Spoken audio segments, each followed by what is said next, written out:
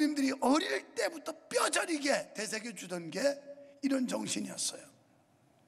그래서 우리 엄마한테 아주 기가 닳도록 들었던 얘기가 있다면, 이렇게 논과 밭을 만드는 것은 손톱으로 바위 뜯듯해서 만들었다. 얼마나 독한 겁니까? 손톱으로 바위를 한번 뜯어보세요. 뜯기겠습니까? 우리 아버지 고아로 태어나서 남의 집 머슴살이, 그리고 우리 어머니와 결혼해서, 그러고서 머슴살이부터 모아가지고 그래도 마을에서 두 번째로 많은 전답을 가질 만큼 재산을 모은 뒤에 우리 부모님들이 우리에게 끊임없이 심어줬던 게, 이렇게 아버지가 고아로 태어나서 정말 사선을 넘고 남의 머슴살이를 하고 이래가지고 전답을 만들기까지는 먹을 거, 입을 거, 쓸 거 절약하면서, 그리고 새벽같이 일어나 일하면서 모은 재산이다 하는 게 아주 그냥 뼈에 사무치도록 얘기를 해줬어요. 그 정신을 받다 보니까 내 삶도 그렇게 되더라고요. 삶도 지독스러운 삶으로. 그리고 게으르면 안 된다. 우리 부모님들은 게으른 건 뭐 절대 눈으로 못 봤으니까요. 어릴 때 왜 그렇게 우리를 귀찮게 했는지 몰라요. 우리 고향 앞에 가면 큰 냇가가 있는데 여름철 되면 얼마나 더워요.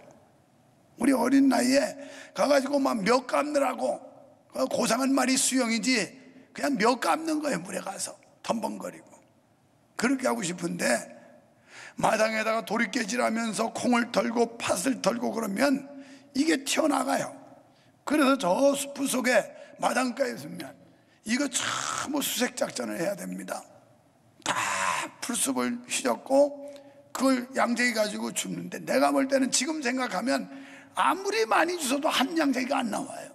그거 한 반이나 주실까? 근데 그것도 대충 건성건성하면 난리 나요. 우리 엄마가 또 다 점검을 합니다. 그래가지고 그냥 설렁설렁하면 또 회초리로 맞아야 돼요. 종아리 맞고. 이러면서 얼마나 야속했는지 몰라요. 이 뜨거운 날 나가서 나도 몇 감고 싶은데 다른 애들은 다 놀고 있는데 우리 엄마는 왜 이렇게 우리를 귀찮게 하게 못 살게 할까? 그런데 그게 독이 아니라 약이었어요. 그런 가정에서, 그런 정신세계에서 그런 교훈을 받고 자라니까요, 인생 살아가는데 이게 득이 되면 득이 되지 실되는 게 아니더라고요. 여러분, 우리가 가정을 이루면서 명문 가정을 이루어야 될 텐데 뭐가 명문 가정일까요? 여러분은 여러분의 자녀에게 무엇을 물려주시기를 원합니까?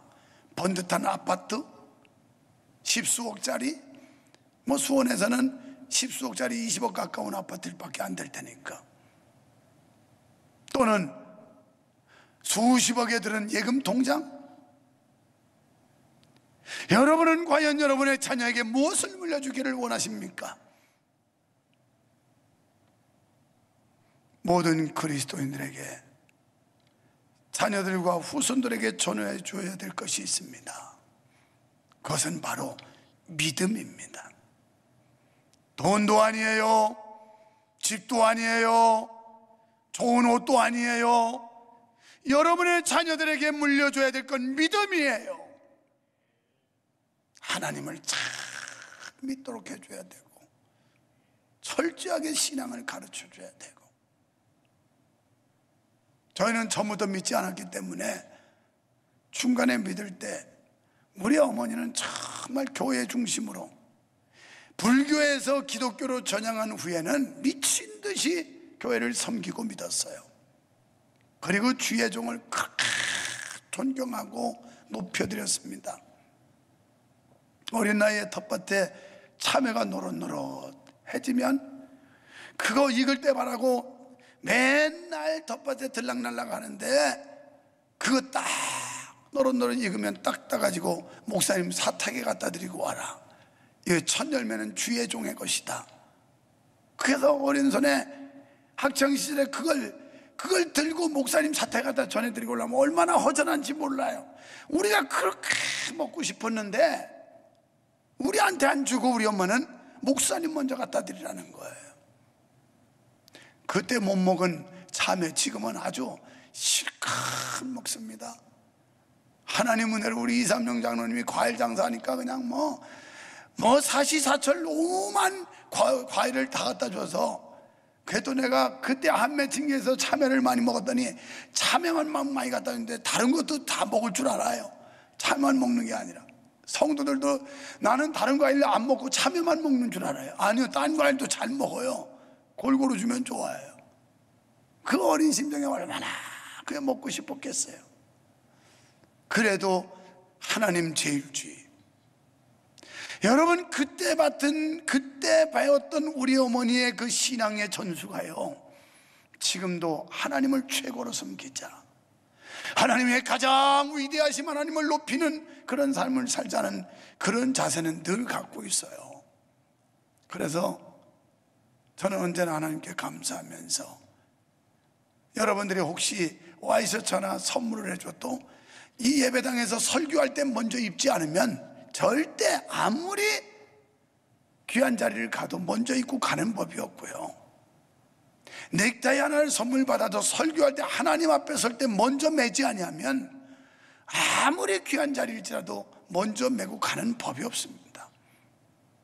양복도 세탁을 해오면 먼저 하나님 앞에서 먼저 입고 나서 입고 돌아다니지, 새로 세탁해 온 양복을 귀한 자리라고 먼저 입고 가는 법이 없어요. 모르는 사람들은 하나님께서 유목사 왜 저렇게 축복을 할까? 별로 아는 것도 없는 것 같고 설교도 잘 못하는 것 같고 인간성도 훌륭하지 않은 것 같은데 어째 저렇게 하나님이 은혜를 주실까? 여러분, 남모르는 그게 있는 거예요. 하나님 제일주의, 하나님을 최고로 섬기겠다는 마음, 그 중심 하나만 가져도 하나님이 은혜 주시더라고요. 여러분의 자녀들에게 뭘 물려주실래요? 여러분이 하나님을 최고로 섬기며 하나님을 최우선으로 섬겼던 거 보여주라고요. 말로가 아니라 행실로 보이라고요. 여러분, 저는 성경에서 두 가정을 비교해서 한번 생각해 봅니다. 욥의 가정과 엘리 제사장. 여러분, 욥은 보면 욥기 1장 5절에 보니까 자기 자녀들이 혹연이라도 하나님 앞에 범죄했을까 봐 나갔다만 돌아오면, 어디 갔다만 오면 자식들 이름으로 번제를 드렸더라, 이렇게 기록하고 있어요. 사랑하는 성도 여러분, 사랑하는 부모 여러분, 여러분은 여러분의 자녀를 위해서 얼마만큼의 번제단을 쌓습니까? 얼마만큼의 기도의 제단을 드리고 있습니까? 얼마만큼의 예배의 제단을 드리고 있습니까? 여러분의 자녀를 위해서 과연 헌신의 제단을 쌓고 있습니까? 욥처럼 자기 자녀를 위해서 하나님 앞에 기도와 예배, 말씀과 헌신의 제단을 한번 쌓아보세요. 엘리 제사장의 집은 어떻습니까? 열왕기상 2장 12절로 17절에 보면, 거기 12절에서는 엘리의 아들들은 행실이 나빴다 이렇게 나와요. 망난이었다는 겁니다. 그래서 제 아버지가 제사장인데 하나님 앞에 드릴 제물을 갖다가 사환들이 막 가마솥에 삶으면 쥐들이 가서 갈고리 가지고 좋은 거 하나님 앞에 먼저 드리는 게 아니라 지가 먼저 건져다 먹고, 사환이 말리면 내가, 우리 아버지가 제사장인데 무슨 소리냐고, 제사장이 당연히 받는 거 내가 먹는 거라고 이 짓을 했어요. 아주 망나니 짓을 했어요. 결국 그 가정은 어떻게 되던가요? 폐가 망신하지 않던가요?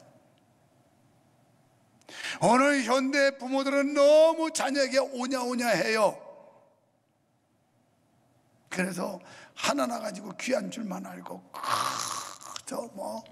그냥 쪽쪽 빨고 애들한테 싫은 소리 한마디 안 하고, 그러니까 아이들이 다 뻗나가는 거예요. 욥의 가정은 철저한 하나님의 말씀으로 자녀들을 양육했던 겁니다. 사랑하는 여러분, 오늘 우리는 하나님이 주신 자녀들이 하나님의 선물입니다. 하나님의 상급입니다. 이 자녀들을 어떻게 키워야 될까요? 지금 여러분이 가지고 있는 신앙 때문에 안위를 삼는다든지 안심하든지 이러면 안 됩니다. 또 여러분의 자녀가 주일날 예배 겨우 한번 왔다 가는 것 때문에 안심을 한다든지 방심하면 안 됩니다. 늘 그 아이들의 신앙을 챙겨야 돼요. 제대로 된 믿음을 가졌는지를 확인하셔야 돼요. 그리고 끊임없이 믿음을 부어줘야 됩니다. 오늘 저는 대대로 간직해야 할 것, 집도 아닙니다, 돈도 아닙니다. 대대로 간직해야 될 것이 있다면 신앙이요 믿음인 줄로 믿으시면 아멘 합시다. 여러분, 이스라엘 백성들은 출애굽에서 40년 동안 광야 생활을 합니다. 광야 생활하는데 하나님께서 그들에게 일용할 양식을 주셨어요. 하나님의 보호가 없이는 광야를 통과할 수가 없는 환경이었습니다. 광야는 외롭고 고독하고 그리고 위험이 있는 그런 곳이 광야 아닙니까? 오늘 어쩌면 우리의 현실이 이런지도 몰라요. 예배당에 모일 수도 없는 이 외로움과 고독함, 성도와 성도가 대면을 하고 목사와 성도가 마주보며 예배를 하고 그리고 성도들의 교제와 헌신과 봉사를 통해 하나님께 영광을 돌려야 됨에도 불구하고 그럴 수 없는 현실, 얼마나 우리의 마음을 아프게 하고 서럽게 하는지 모릅니다. 이런 때야말로 하나님의 은혜로 살아야 될 때인데요, 경제적인 압박은 얼마나 큽니까? 지난 월화 우리 교회 주신들 명목회라고 그래가지고 그저 우리 제자 목사님들이 모임이 있어서 부산 갔다 왔습니다. 저희가 가는 식당마다 손님이 하나도 없었어요. 우리 아니면 한 사람도 없는 식당이 두 군데나 돼 있었어요. 있다고 그래야 그저 한두 명. 그래서 오죽하면 같이 갔던 목사님이 심각하네요. 이 부산은 더한가 보네요. 수도권은 이 정도는 아닌데요 할 정도로 너무 황당했어요. 텅텅 비어 있어요. 그때는 5명이라고 하는 거 이거 발표되기 전입니다. 시행되기 전이에요. 그런데도 손님이 없는 거예요. 우리 성도 여러분, 여러분이 자영업을 하든지 장사를 하든지 얼마나 힘드십니까? 그러나 이런 때야말로 광야에서 만나를 내리시던 하나님의 은혜, 자구세면 하나님의 도움, 하나님께서 일용할 양식을 먹이신 것처럼 이런 하나님의 은혜와 역사를 우리가 체험해야 될 때가 이때가 아닌가 싶습니다. 그 만나는 어디서 내렸어요? 하늘에서 내렸어요.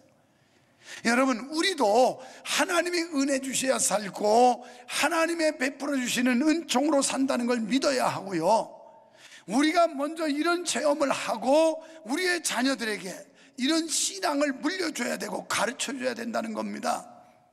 내가 인생 살다 보면 광야를 만날 때도 있을 것이다. 사막의 그 답답하고 위험스러운 환경을 만날 때도 있을 것이다.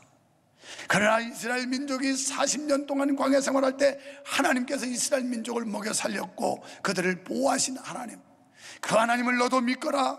그 하나님이 내 인생을 책임져 줄 것이다. 그 하나님이 너를 인도해 주실 것이다. 그 하나님을 바라보고 그 하나님의 인도를 받아라. 그러면 너의 인생이 안전할 것이다 라고 우리가 가르쳐 줘야 되는 겁니다.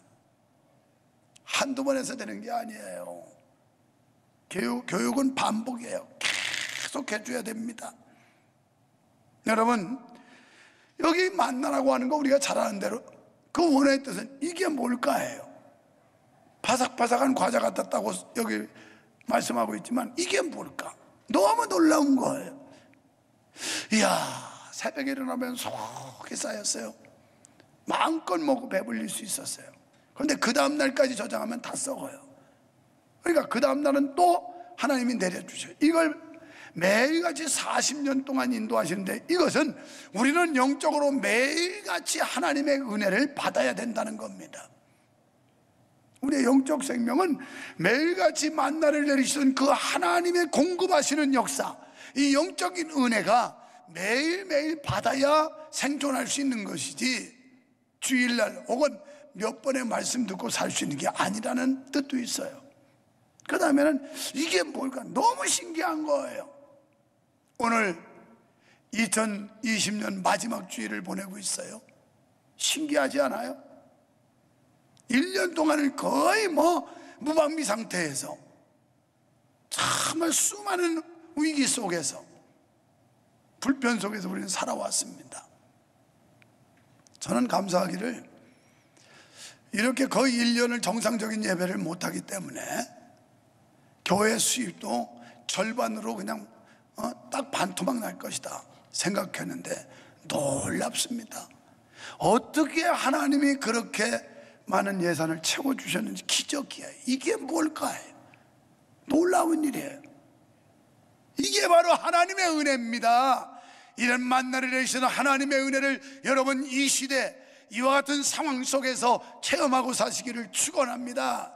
이 은혜 받은 걸 우리의 자녀들에게 보여줘야 된다는 거예요. 그래서 대대로 전할 하늘의 양식이라는 겁니다. 이스라엘은 약속의 땅에 가기까지 40년 동안 만나를 먹었어요. 하나님은 만나를 따로 담아 이스라엘 백성들이 대대로 전하게 하셨습니다. 이는 자신들을 구원하시고 먹이시고 인도하시는 분을 잊지 않도록 하신 것이며 자기들의 정체성을 기억하게 만든 거예요. 정체성, 내가 누군가, 자기 정체성을 알아야 된다는 거예요. 내가 누군가, 난 목사다, 내가 누군가 장로, 권사다, 성도다. 그러면 목사는 자기 정체성을 깨달으면 목사 일에 충실하고 목사답게 살려고 몸부림치지 않겠습니까? 장로님들은 자기 정체성을 파악했을 때 장로의 직임에 부끄럽지 않도록 살려고 애쓰지 않겠습니까? 권사님들 마찬가지고 성도 여러분 마찬가지예요. 이렇게 자기 정체성을 깨닫게 해줘야 되는데 이것은 교육을 통해 한다는 거예요. 하나님께서 너희의 후손들에게 교육하라는 겁니다. 교육은 반복이에요. 한두 번 해서 되는 게 아니라 계속해서 반복해야 되는 겁니다. 반복. 우리 국제학교에서 반복해서 학습을 계속해요. 그래서 완전히 습득할 때까지 진도를 그 아이는 못 올라가요. 그래서 계속 반복을 하고. 이번에 영어로 연극한 거 하드키트하고 대견하고 6개월 만에 엄청난 그런 효과고 열매라서, 그래서 우리 군대에 관련된 선교에다가 단톡에 올렸어요. 어느 목사님이 이 아이들 얼마를 연습해서 이렇게 한 겁니까? 그래서 이 아이들은 6개월밖에 안 됐습니다. 우리가 국제학교 개교한 지가 6개월밖에 안 됐기 때문에 와 정말 대단하다고, 이 애들 다시 봐야 되겠다고 오늘 아침에 자랑스럽게 우리 아들한테 보냈어요. 일부 예배 마치고 내려갔더니 답장이 길게 왔어요. 정말 잘하네요. 몇몇 아이들은 너무너무 자연스럽게 유창하게 영어를 구사하고, 정말 그 짧은 기간에 아무리 노력을 하고 암기를 했다 하더라도 정말 훌륭하네요.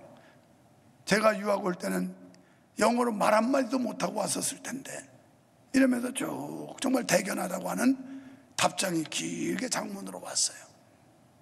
교육은 반복이에요. 우리가 믿음 생활도 마찬가지입니다. 우리의 자녀들에게 신앙교육을 반복해서 거듭 계속해서 주입하지 아니하면 확실한 크리스천을 만들 수가 없다는 거예요.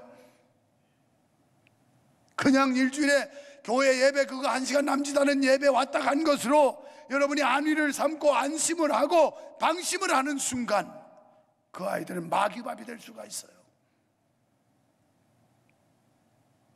그래서 우리가 기독교인의 정체성을 확인시켜주기 위해 교육을 하고, 이 정체성을 발견했다는 것은 삶의 목적의식을 바로 알았다는 겁니다. 그래서 목적 있는 삶을 살게 되는 거예요. 그냥 밥 먹고 똥 싸고 돈 벌고 이런 우양 같은 미물 같은 삶이 아니라 왜 우리가 돈을 벌어야 하고 왜 살아야 하고 어떻게 살아야 되는지 하나님의 자녀, 하나님의 백성으로서의 삶의 목적을 발견하게 된다는 거예요. 세 번째는 언제나 변함없는 은혜를 가르쳐 줘야 됩니다. 만나는 안식일을 빼고는 만 하루를 넘기면 모두 상해버렸어요.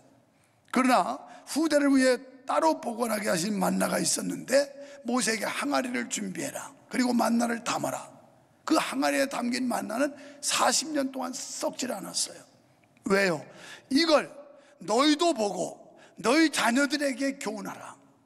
우리가 출애굽에서 광야 40년 갈 때 농사하지 않았다, 옷을 지어 입지 않았다. 그런데 하나님께서 신발이 닳지 않게 하셨고, 옷이 헤어지지 않게 하셨고, 일용할 양식을 먹여주셨고, 메추라기를 통해서 고기를 먹여주셨고, 하나님이 이렇게 역사하셨다. 우리가 믿는 하나님은 이런 하나님이다. 이런 하나님, 능력의 하나님, 축복의 하나님, 은혜의 하나님, 지속적으로 우리를 지키시는, 보호하시는 하나님을 너도 믿어라. 너도 믿어야 산다. 이걸 계속해서 시청각 교육을 시키기 위해서 항아리에 만나를 담아 보관하라고 그런 거예요.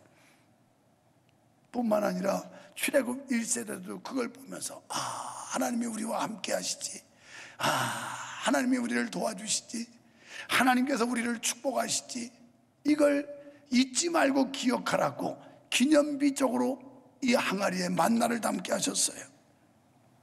이스라엘은 이 모습을 보면서 필요한 것을 부족함이 없이 채우시는 하나님의 풍성한 은혜를 생각하며 감사할 수 있었습니다.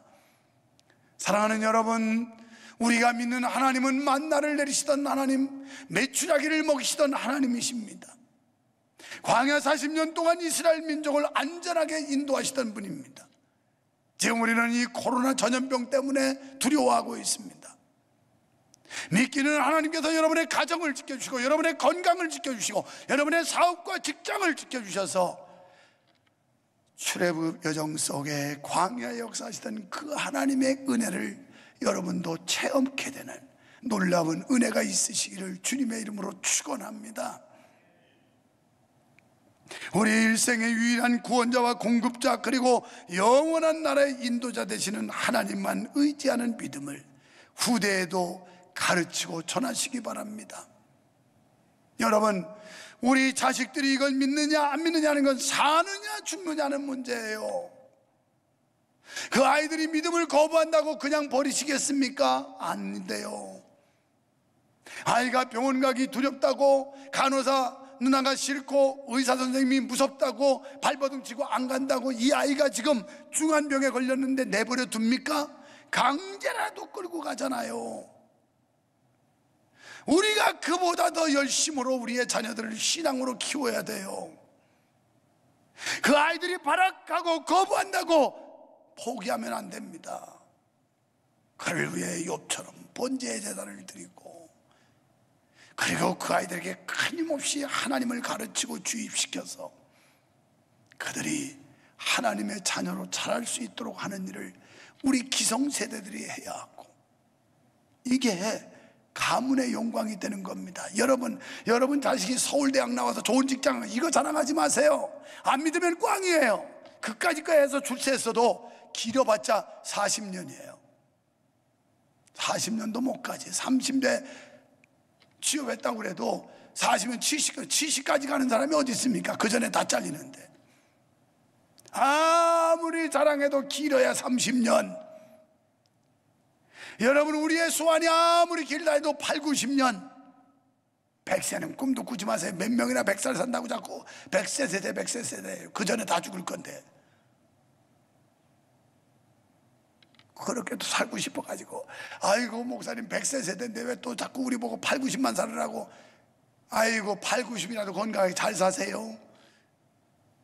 그것도 생명이 그 전에 끝나는 분들이 얼마나 많은데, 길어봤자 8, 90년이야.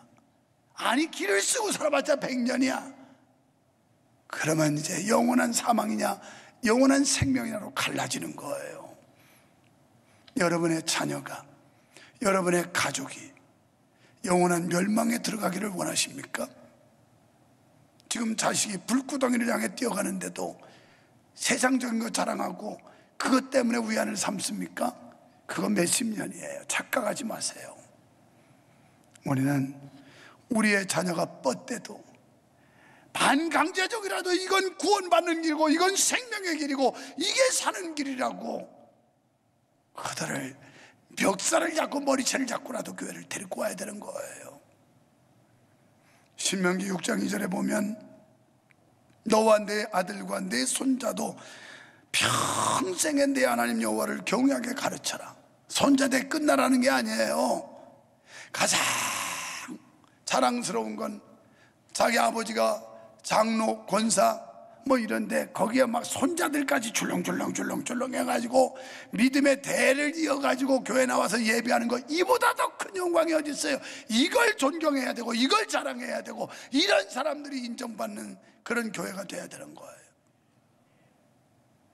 여러분, 이제 한 해가 저물어가는 이때 하나님의 그 만나를 내리시던 은혜, 하나님의 영적 은혜와 육적 축복이 여러분 가정에 함께 하시기를 바라며, 무엇보다도 아직도 주님을 알지 못하는 여러분의 자녀들, 아니 아는 것 같지만 사실은 모르고 있는 여러분의 자녀들이 속히 주님을 만나게 되고, 아니 그러려면 여러분이 먼저 하나님의 살아계심이 믿어져야 되고 여러분이 먼저 하나님의 살아계심을 경험해야만 내가 만난 하나님, 나를 위해 역사하시던 그 하나님을 전해줄 수 있으니 여러분이 먼저 하나님을 만나시고 여러분이 체험한 그 신앙을 여러분의 자녀들에게 물려주셔서 믿음의 명문 가정들이 되시기를 주님의 이름으로 축원합니다.